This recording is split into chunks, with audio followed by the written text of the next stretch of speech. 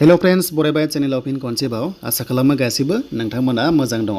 BTC निफ्राय गोदान official notice फैगासिनो दङ ग्रेड 3 नि एग्जामनि सायाव आरो लोगोसे बाइबा टेस्ट 13-14 जुनाव जागोन बेनो जाबाय ग्रेड 4 आव मोनसे बाथ्रा पार्स्टआवनो फोसावनाय एचएस लेभेलनि एग्जाम डेट फैथ'वाखै आरो नोंथांमोना एडमिट दायो मोनथ'नाय नङा।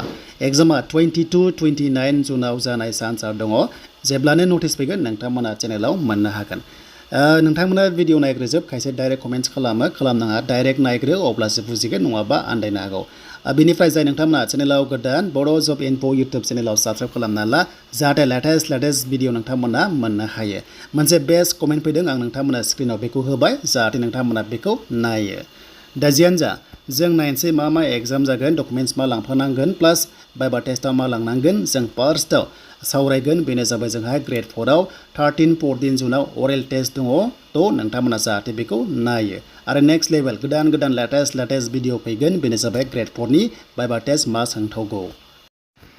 स' दायो जों फैबाय CSP नि साइडआव आरो फैनाय लोगो ग्रेड 4 नि नोंथांमोननि डेटआ 13-14 जुनाव डिस्ट्रिक्ट लेभेलाव जागोन आरो बे बाइबा टेस्टआव बेसेबां नाम्बार होनोबा 20 दंमोन अफिसियेलि गाइडलाइन्सआव बाट 10-30बो जानो हागौ। जायखिजाया 20खौ सानना ला अफिसियेल नटिसआव मानोना थांनाय बाराव जोंहा अफिसियेल नटिस फैदोंमोन ग्रेड 4 पस्टआ बेनो जाबाय टटेल फैफादोंमोन 569 अके ग्रेड 3 खौ लानानै 569 नि गेजेराव 275आ ग्रेड 4 पस्ट दङ आपकामिंआव जायनिखि बाइबा टेस्ट जानो थांगासिनो दङ।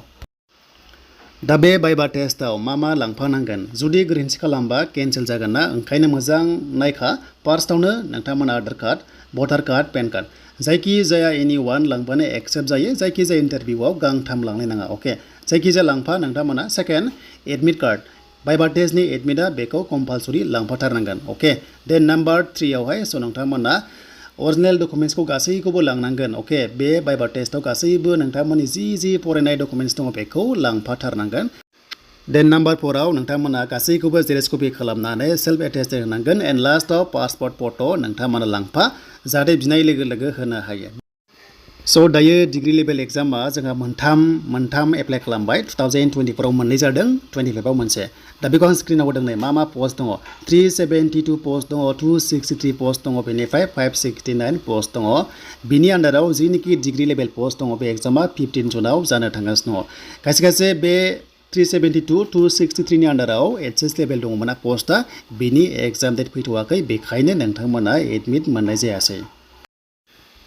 स' बिनिफ्राय 569 नि गेजेरावनो ग्रेड 3 डिग्री लेभेलनि एग्जामा नैबे दङ नै गासै पस्टआ 190 दङ दे। बेयाव डिफारेन्सआ गासै 6टा दङ बिनि गेजेराव पस्टआ गासै 7टा गाहाम दङ। ओमफ्राय बिनि आन्दारावनो आरोबाव 275 नै बे जाबाय ग्रेड 4आ 13-14 जुनाव बाइबा टेस्ट जागोन।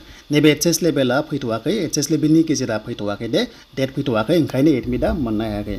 दा बेखिनि पस्टआ माने जानो थांगासिनो दङ।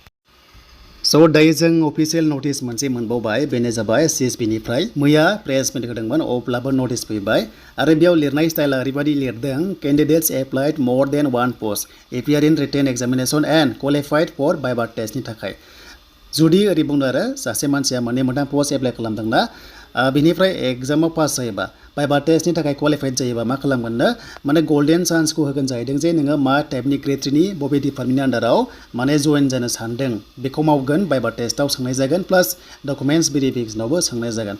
दा आं बेखौ कनफिउज जाबाय एडिआरखौ नायोबा माल्टिपल पस्टआव एक्सट्रा काट अफ थाङो जेरै जुनियर एसिस्टेन्ट एक्सट्रा बिनिफ्राय केसियार एक्सट्रा बा हमना ला गोबां रोखोमनि पस्ट थायो एक्सट्रा काट अफ थाङो।